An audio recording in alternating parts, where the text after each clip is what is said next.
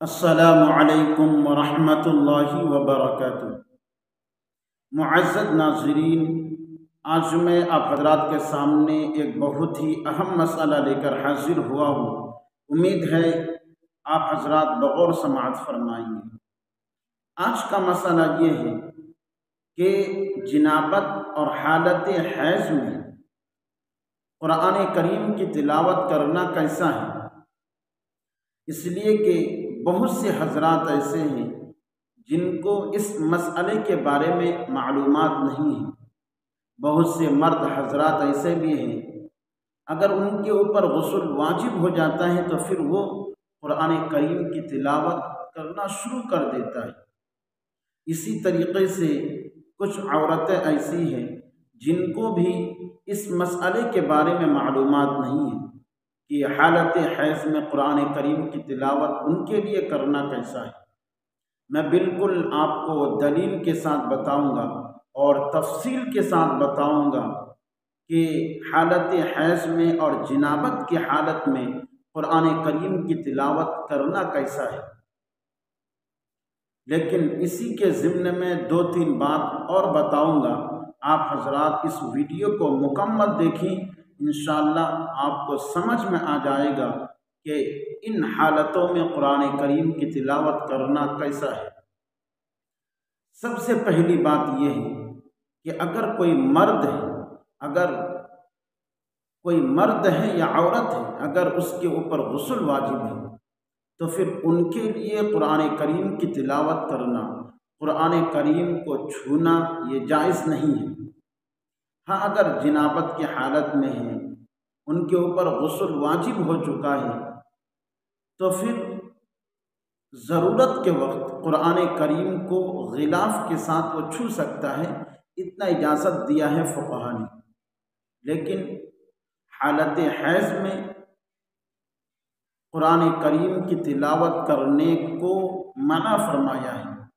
حدیث کے اندر آیا ہے کہ عورتیں ان ایام میں قرآن کریم کی تلاوت نہ کریں، یعنی حالت حیض میں جتنے دن حیض آتا ہو، جو ایام مخصوص ایام ہو، کسی عورت کو 4 دن 5 دن 3 دن، یعنی ان ایام میں، یعنی حیض کی حالت میں قرآن کریم کی تلاوت کرنا ان کے لیے جائز نہیں ہے۔ حدیث کے اندر اس کی ممانعت آئی ہے۔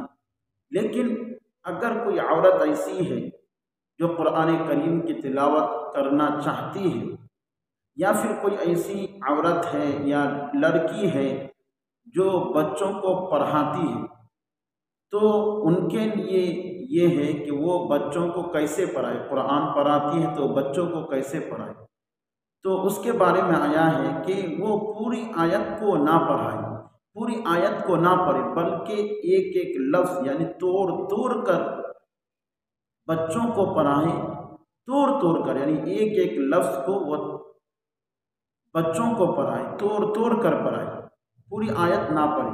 بلکہ یہاں تک کہ آیا ہے کہ ضرورت پڑنے پر ایک آیت پڑھ سکتی ہے، ایک آیت سے زیادہ پڑھنے کی ممانعت آئی ہے۔ اگر ایک آیت نہیں تو آدھی آیت پڑھنے کی بھی فقہا نے اجازت دی ہے کہ ضرورت کے وقت آدھی آیت کی تلاوت کر سکتی ہے۔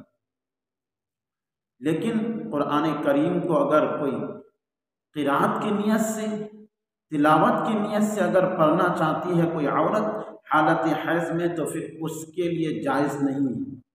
اگر بطور دعا قرآن کریم کی تلاوت کرنا چاہتی ہیں تو پھر پڑھ سکتی ہے۔ جیسے قرآن کریم کے اندر دعا کے الفاظ ہیں ربنا آتنا فی الدنیا، اسی طریقے سے بہت سی آیات ایسی ہیں جو دعا پر مشتمل ہیں۔ تو ان آیتوں کو حیض کی حالت میں عورتیں تلاوت کر سکتی ہیں، اس کے لیے اجازت ہے۔ لیکن عورتیں حیض کی حالت میں قرآن کو چھو بھی نہیں سکتی ہیں۔ ضرورت پڑنے پر غلاف کے ساتھ چھونے کی اجازت دی ہے، لیکن بغیر غلاف کے نہ جنابت کی حالت میں نہ پھر حیض کی حالت میں چھونا جائز۔ اب دوسری بات یہ ہے کہ کیا دینی کتاب ہے، اگر کوئی رسالہ ایسا ہے جس کے اندر قرآن کی آیت نہیں ہے، کہیں ایک دو آیت ہے، صرف اردو کی کتابیں ہیں، رسالہ ہے، تو ان رسالے کو، ان دینی کتابوں کو حیض کی حالت میں پڑھ سکتی ہے یا نہیں پڑھ سکتی؟ تو اس بارے میں آیا ہے کہ دین کی کتابیں، یعنی اگر کوئی رسالہ ہے، دین کی کتابیں ہیں، تو ان کتابوں کو پڑھ سکتی ہے، پڑھنے میں کوئی حرج نہیں ہے، چاہے وہ جنابت کی حالت میں ہو یا پھر حیض کی حالت میں ہو۔ ان حالتوں میں ان دینی کتابوں کو، رسالے کو پڑھ سکتی ہے، چاہے اردو میں ہو یا عربی میں ہو۔ لیکن اگر پڑھتے پڑھتے ان رسالے کے اندر اگر قرآن کی کوئی آیت آ جائے بیچ میں، تو قرآن کی آیت کو چھوڑ دے، اس کو نہ پڑھے، لیکن اجازت ہے، اس کو پڑھ سکتی ہے۔ تیسری بات یہ ہے کہ حالت حیض میں، جنابت کی حالت میں نہیں، حالت حیض میں کیا عورتیں نماز پڑھ سکتی ہیں، روزے رکھ سکتی ہے؟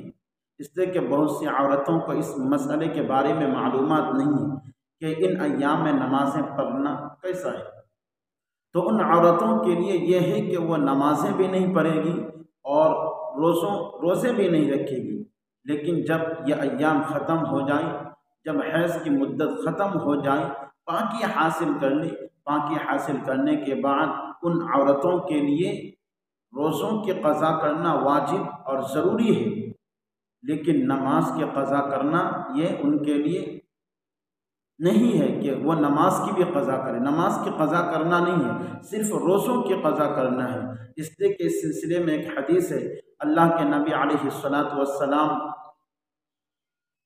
کے زمانے میں حضرت عائشہ رضی اللہ تعالی عنہ فرماتی ہیں کہ ہم رسول اللہ کے زمانے میں ایسے ہی کیا کرتے تھے، یعنی روزوں کی قضا کیا کرتے تھے اور نمازوں کی قضا نہیں کرتے تھے۔